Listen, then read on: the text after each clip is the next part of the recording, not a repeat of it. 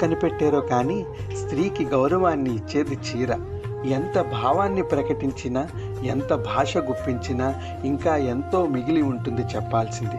అంత ఉన్నతమైనది చీర. ఆడపిల్ల పిన్న వయసులో తల్లిని ఆరాధనగా చూస్తుంది. తన తల్లిని చుట్టుకుని ఉన్న చీరను ఎంతో పరిశీలిస్తుంది.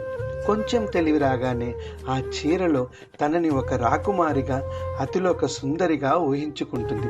ఏకాంతంలో కొంచెం అవకాశం వస్తే గది తలుపు దగ్గరికి వేసి తల్లి చున్నీని చీరలా చుట్టుకొని అద్దంలో చూసుకొని మురిసిపోతుంది.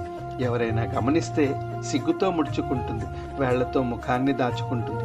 యుక్త వయసు వచ్చాక ఏ చిలకాకు పట్టు చీరలోనో, మరో అందమైన పట్టు చీరలోనో తనని తాను పెళ్లి కూతురులా ఊహించుకుంటుంది. ఒక తీయని మనోవర్ణంతో పరవశించిపోతుంది. తను అలా ఆ చీరకి అతి దగ్గర అయిపోతుంది. ఇంకొన్నాళ్ళకి తను ఆ చీరని అంటిపెట్టుకునే ఉంటుంది. తన లావణ్యం చీరకి, చీర అందం తనకి వచ్చేస్తాయి.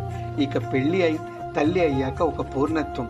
తన చిన్నారి పాప చీరలో ఉన్న తనని చూసి ఆరాధిస్తూ ఉంటే తన చిన్నప్పటి కాలం కన్నుల ముందు మెదులుతుంది. రంగురంగుల జీవితం రంగురంగుల చీరల అంచులలోంచి ప్రేమగా పలకరిస్తుంది. ఒక స్త్రీకి చీరతో ఉన్న సంబంధం ఇంచుమించు తన తల్లితో ఉన్న అనుబంధం లాంటిది.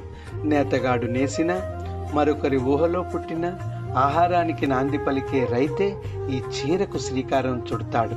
దారాలుగా మారే ముడిసరుకు అందిస్తాడు. వర్ణింప అలవి కాని వన్నెలు అన్నీ నిజానికి రైతుతో ప్రారంభమయ్యేవే. దుస్తులు కానీ, రుచులు కానీ, మరి ఏదైనా కానీ ఆ రైతు శ్రేయస్సు ఎప్పటికీ కోరుతూ, రైతు చిరునవ్వుని ఆకాంక్షిస్తూ ఈ చక్కటి సమయంలో నారీమణులతో శారీ వాక్కి శ్రీకారం చుడదాం. కొంచెం సేపు మనల్ని మనం మరిచిపోదాం.